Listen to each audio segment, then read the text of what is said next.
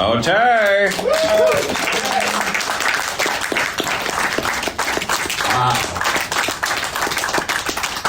Well, are all of your brains melted yet?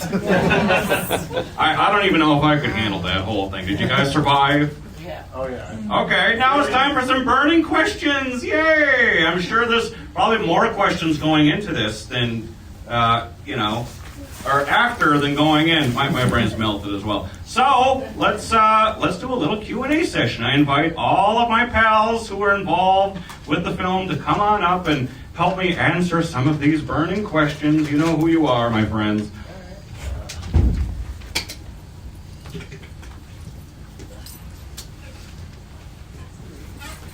Is this okay here? In the light. In the light. Keith, come on down. I have to come up too? Only if you want. Don't feel pressure. No, yeah.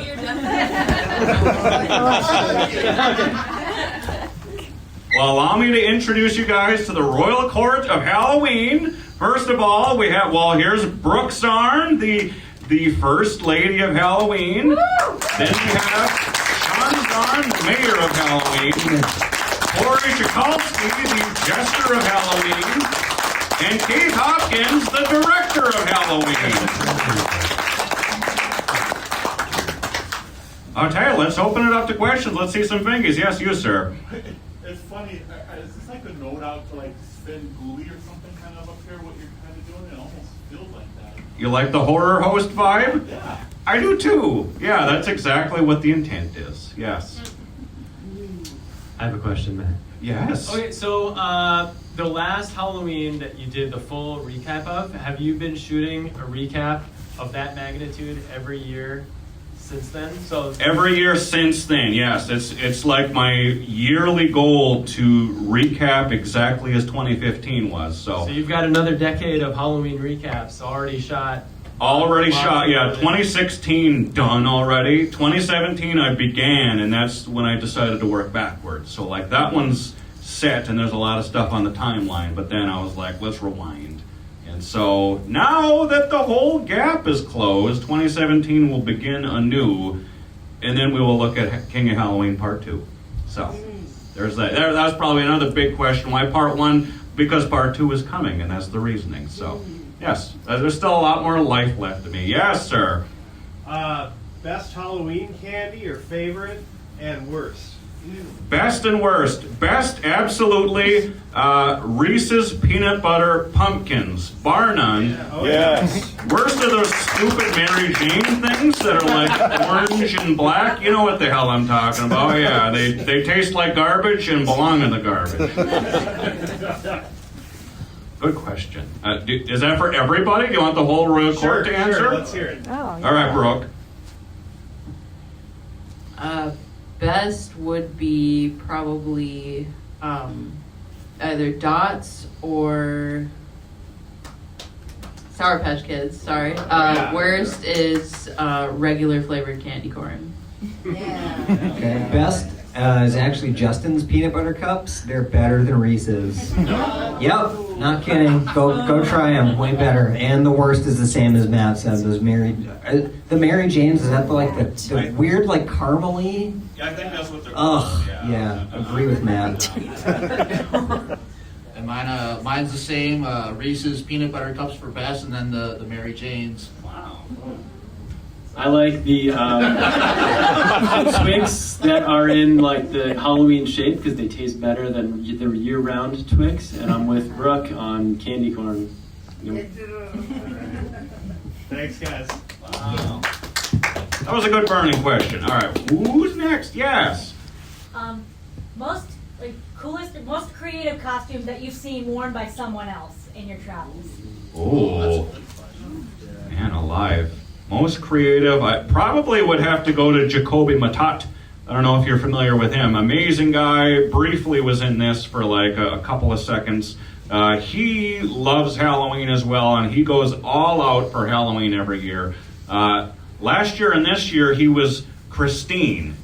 he built a Christine car around him, and it like hung off on like suspenders, and the lights actually lit up. Oh. Yeah, and then he like drove around, and the music was playing out of the damn thing. So like, yeah, most creative by far. What's your scariest maze or ship or Halloween scared adventure? What's the scariest thing we've ever done? Probably the soap factory. Yeah. I'll answer that. Yeah. Yeah, Soap Factory was the scariest one ever. They rounded us all up. We had to sign waivers. We had to get certain shoes. Brooke had the wrong shoes. They were worried about that. They put us in masks. We had to sit in the waiting room in masks so nobody could see each other's faces. It was very like dehumanizing and disorienting. And then they shuttled us down the stairs, and they're shoving us down the stairs, and then they're grabbing people. So anybody who's trying to stick together, to spare their own fear, no, they're getting yanked apart. And then Brooke and I did still end up together, but we ended up in some weird spot. If it's ever like perfect darkness, and you're walking around and you're sure that you're gonna whap your knees on something that's right there. And it just kept going forever and ever and ever and never stopped. And I was taking these tiny little steps, and then we ended up on our way out. And somebody's like, no, you're not done. Get back down there. Everybody else is still going, and we're watching some video on the screen, and Matt's like, oh yeah, this is a real thing. Like, you got to go in there. It's interesting in there. And so we go to the door, and the door opens, and this lady yanks us in, and she's like pushing us together and slobbering on us and breathing heavy and right in our ears. It was the most horrifying experience ever. It was the haunted basement. It was at the Soap Factory. I'm not sure if it's going to be back there, but definitely look for the haunted basement. It was actually quite erotic.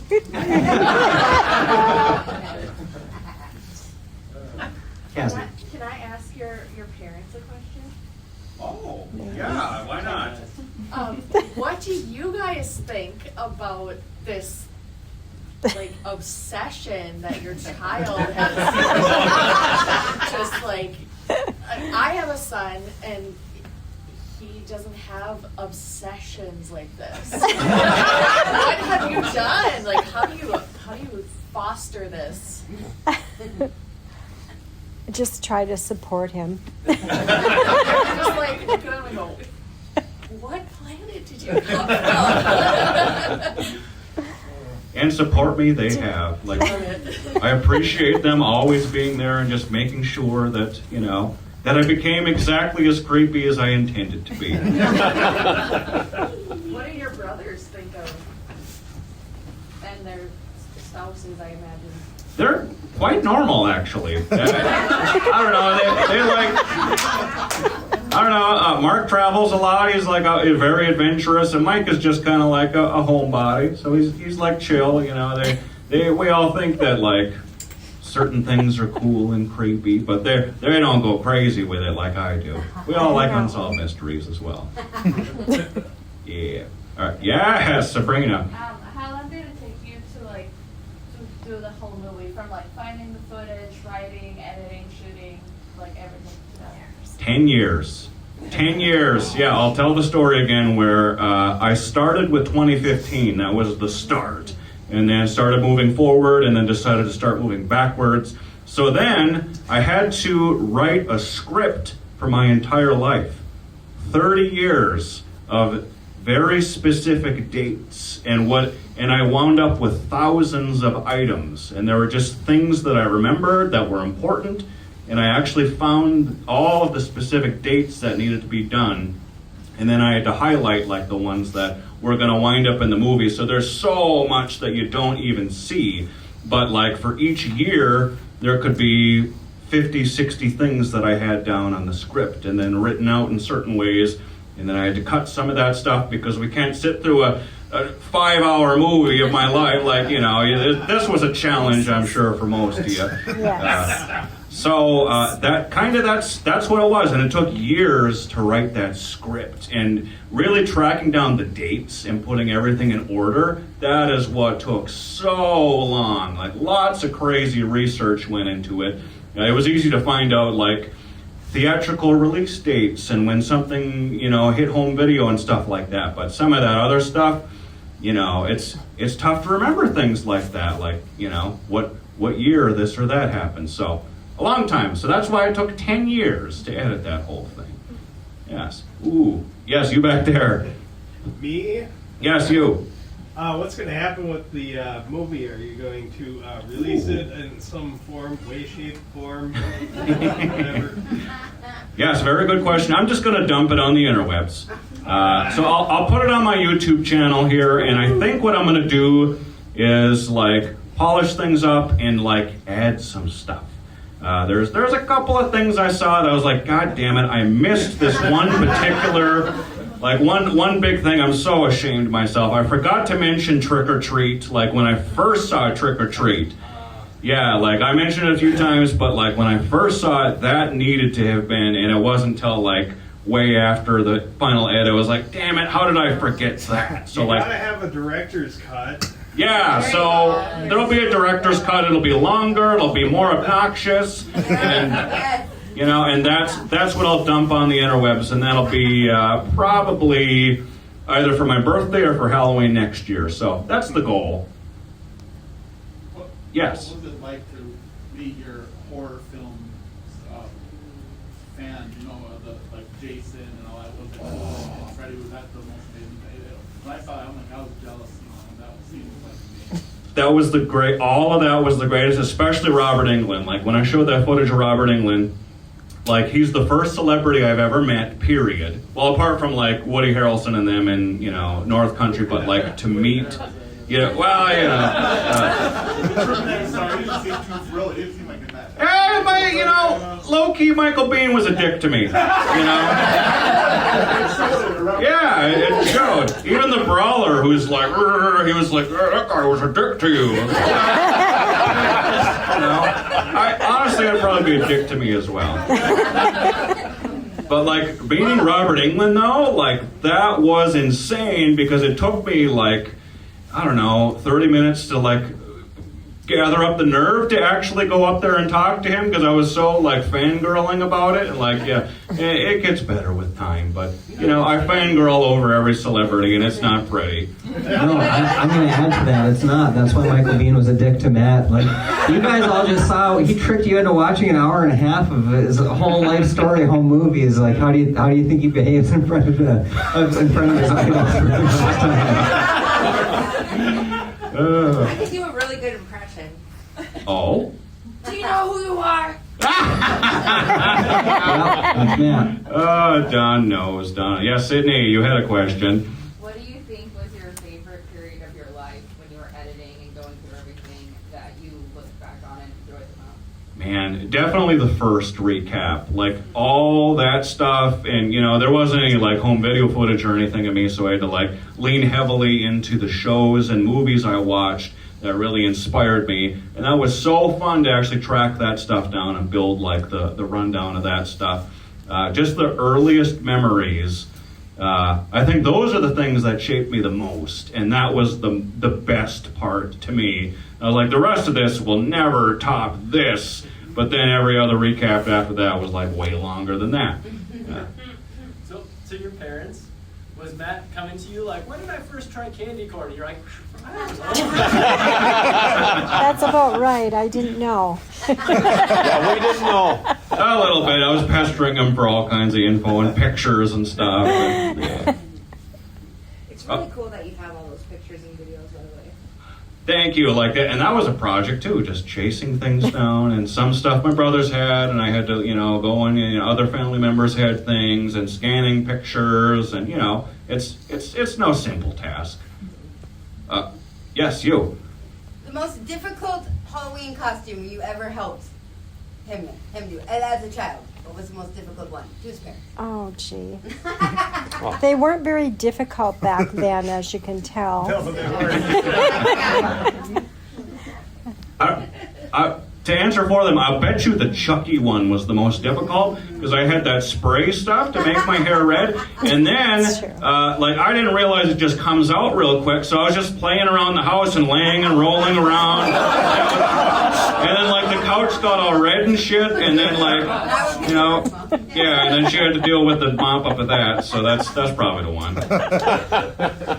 Yes, Cassie. So, who is left, or who is your next bucket list celebrity that you'd love to meet? Oh man, I met almost everybody. Was there another Jason left? There is one Jason left I haven't met yet. Yes, there's Derek Mears. I haven't met him. That's the guy who played Reboot Jason. He's the last one I got to meet. I guess he's on the list somewhere. Maybe Bruce Campbell. I've seen him a couple times, but we haven't spoken.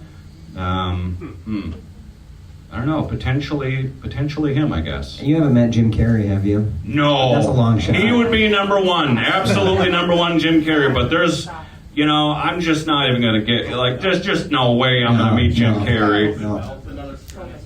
Yeah, but oh my God. George Jetson, by the way, people. Like, how crazy is that? I saw that. Yeah. I've been waiting for a Jetsons movie my whole life, too. So, yeah. Jim Carrey just makes dreams come true. Yes, Erica. Yeah. You answered one of my other ones. I was wondering, like, was it like a lot of effort to find like all the commercials and home movies and all that? But I had another one. This might be a long list, so you don't have to go into detail. But do you have favorite horror movies like from different decades or different eras, like classic versus more modern? Favorites from different times in history. Oh, my Lanta. Yeah, we will be here for 10 minutes on this one. Say a few if you have. Let's see, my favorite, Chucky, Chucky, and basically anything slasher is my faves. And thank God they make so many of them, and they transcend all timelines. So yeah, that's my short answer for you. Have you said that seen the new series about Ed Gein, in Wisconsin? Not Wisconsin Chainsaw Massacre, but it's Texas because Hollywood sounds more, but all the stuff that was made after and then Norman Bates. That's just crazy. Yeah, the new Ed Gein, that is the first thing I want to watch. Now that this is done, I can actually watch stuff again. So that's the number one. You better text me. Oh, we have a group viewing, yes. I believed it. It was intense. Wrestle? So I noticed a few appearances by Ecto Cooler. Yep. Can you talk a little bit about your documentary that you're working on? Yes. Okay, I get this question a lot as well. So, still working on Ecto Cooler. I feel right now that I'm being held hostage by Coca-Cola, and I can't release Ecto Cooler until Ecto Cooler comes back, because my whole documentary is leading up to Ecto Cooler coming back. And it's still not back. And 2024, I was 100% confident it would be back for the 40th anniversary of the new Ghostbusters movie and all that. And for some reason, it didn't happen. And it's the first time ever that Coca-Cola hasn't brought back Ecto Cooler to plug a Ghostbusters thing. So it was weird. It was this weird anomaly. Why is it not back? And then at the start of 2025, I got a message saying that 100% Coke is bringing it back this year, and there's going to be an announcement during spooky season. But last week, what happened? Was anyone watching High C? They were like, here's our big spooky announcement we've been teasing all year, and all it is a repackaged designs of their stupid orange and their stupid other flavors, and that's what it was. And all the comments, hundreds of comments, where's the Ecto Cola, bitch? Where's the Ecto Cola? That's all it was. So again, they pulled a bait and switch on us with no Ecto Cooler coming back. And now I hear the word on the street is that they're going to bring it back for this new animated series that's coming out on Netflix next year. So I don't know if this is going to be another one of these things, but I can't release Ecto Cooler until it actually comes back, because how disappointing would that documentary be then, right? So I'm just going to sit on it. And I mean, it took me 10 years to do this one, so I'll gladly wait 10 years for another Ecto Cooler. Hey, that could be the thing that gets it back. Yeah. Oh, well, I was hoping the campaign would be the thing that gets it back. I release a new video every month, and I send them right to right to Coca-Cola, and they respond. They're like, "Can you leave us alone, please?" So they know damn well that there's we're out there and we're harassing them. Yes, Erica. Okay. At the risk of spoilers, you can answer this if you want or not. I was wondering, are you going to mention in any capacity the Gravedigger Dave movies in part 2? Oh, absolutely. Yes. That is 100% coming. In fact, I was almost going to put Gravedigger Dave in that quick little sizzle reel at the end there, but it's not technically the King of Halloween, but it will 100%. That fits in the timeline. So both Gravedigger Days will get covered in the sequel. And then like all of the Keith work that we've done, you know, will get covered. And there's so much to talk about in the sequel. Like it's going to be an intense process to put that together as well. Looking forward to part 3, by the way. For Oh. Gravedigger Dave, I mean. Part 3. Oh, me too. It's coming in book form next year. Oh, yeah? Oh. Awesome. Oh, hey. Awesome. Big surprise. Yes. I got another one. Yes. Favorite scary story? Oh. The scary stories that tell the dark. Well, definitely The Hook. That's number one to me. Let's everybody pass it down. Yeah, I'd have to say The Hook, but then again, I'm probably biased. I think Girl Who Stood on the Grave for me. Well, I like that. I have no comment. The Monkey's Paw. Or Monkey's Fist. I forget. Is it the paw? Monkey's Paw. Monkey's Paw. Monkey's I like Paw. Monkey's Paw. Okay. That was a good one. Anybody else? Yes. Have you ever thought about acting in some of the plays across the street here at the North Shore? What is it, the Playhouse? Yeah, I thought about it.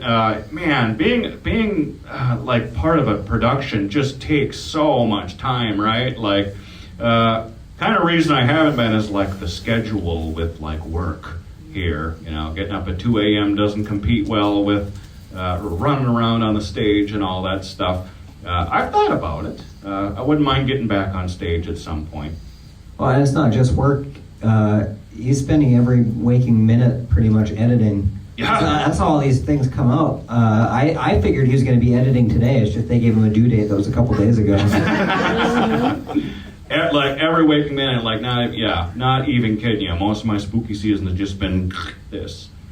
Yeah. Yes. How did you all meet? Ooh. Well, as you saw in the 2006 recap, Shanzi and I, we met in college. We were in a theater class together. Yeah, so some of those stage productions that were featured in, those were all in 2006, right? Yeah. And yeah, we met in college. We had some mutual friends, and that's how we connected with Brooke. I met Sean in Virginia in 2006 at Jammers. Well, we stayed connected, so that's how Brooke eventually met Matt. And then Corey's got a separate story. And then me and Matt met through work at Eau Claire, and the way that we really bonded is our producer mutually hated both of us. So we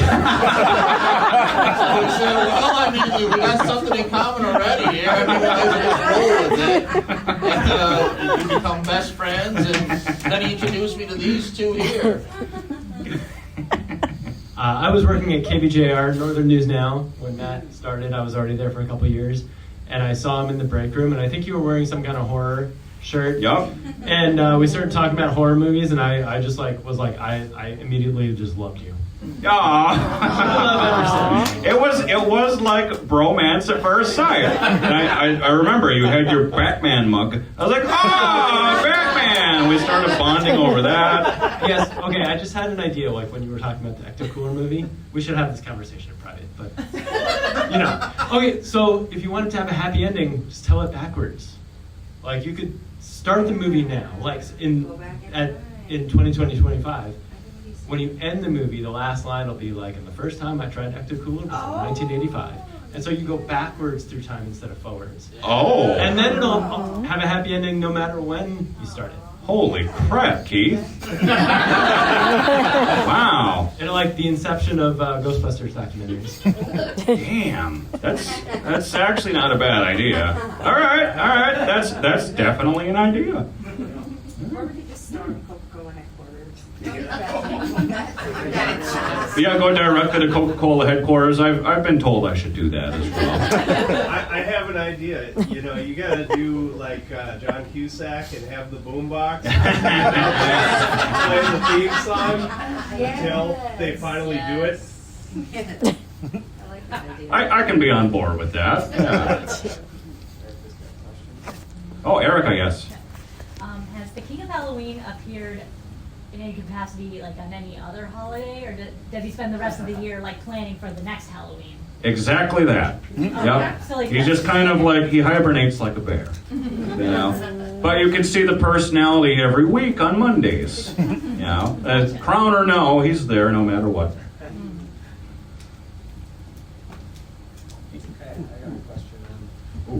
All right. Did you guys have any idea that you're going to be watching like an hour and a half of Matt's whole life history? No. Yeah, pretty impressive. So now I'm just going to turn that to Matt. How do you feel now that you've like revealed your whole life story to a room full of strangers? Man! And loved ones, of course. We're gonna be here. You guys know way too much about me now. Like, it's kind of dangerous how much you guys know now. There is some incriminating stuff up there. Yeah, we're breaking some laws and stuff. That's the best stuff, though. Yeah, you gotta keep it juicy. Man. Oh boy. I don't know, yeah, it feels good, I guess, to get it all out there, because now, you know, now it's there and it's done and I can move on, and like when I get old and get Alzheimer's and I'm like, I don't know what the hell's going on, and I got a walker and I'm still got my crown on, and I'm trying to take a shit like the old man's Halloween. I can't! It's real. That'll be me saying, I can't remember, and then I'll throw on part 1 and be like, oh, I was born in 85? Weird. I remember that. Yeah. All right. Well, it's been weird and incredible to know you. So thanks for bringing us on your journey. Congrats on doing this, Matt. Oh, well, thank all you guys. Thank you all for coming. Thank you, my folks, for always encouraging all of the craziness, no matter what. Round of applause for Pam and Jerry. Thank you. And that's probably that, huh? That is probably that. All right, well, once again, thanks for coming, folks, and, stay safe on your ride home. And come back in 5 years for part 2, or 10 years. Either 5 or 10, I don't know which one yet. Maybe.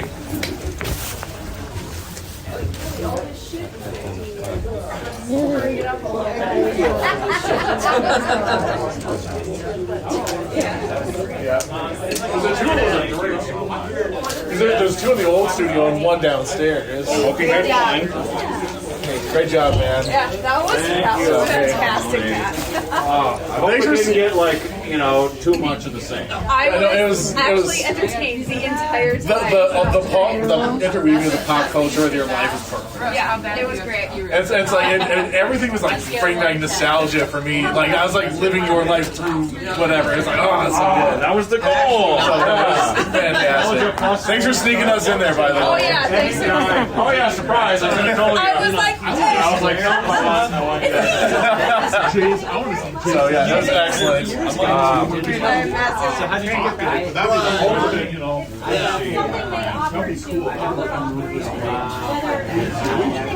offer depending on like whether you're a winner or Drive safe, you guys. Please say hi to the family. Was it worth it? Nice. That's really cool. And I also Great job, buddy. Thank you. I hope it didn't get overwhelming. No. Okay, good. I was like, oh shit. One of the first times we hung out, that was like you sat us down and showed us like one of those. Yeah. Oh, that's right. Yeah, I think didn't I show you maybe the 2015 recap? Yeah. Wow. Yeah. Okay. Yeah. Well, that's what it is. Yeah, that'll be awesome. That's all they I was just thinking, thank you, boys. Catman Oh my God! Yeah, I wanted to make sure all my kitties show up. That's kind of an important thing. Yeah, it's good to see you. Zach, we had Ghost. Now we have Shadow. Yes, I'm working on it right now. Yeah, Beast back. Yeah, it's another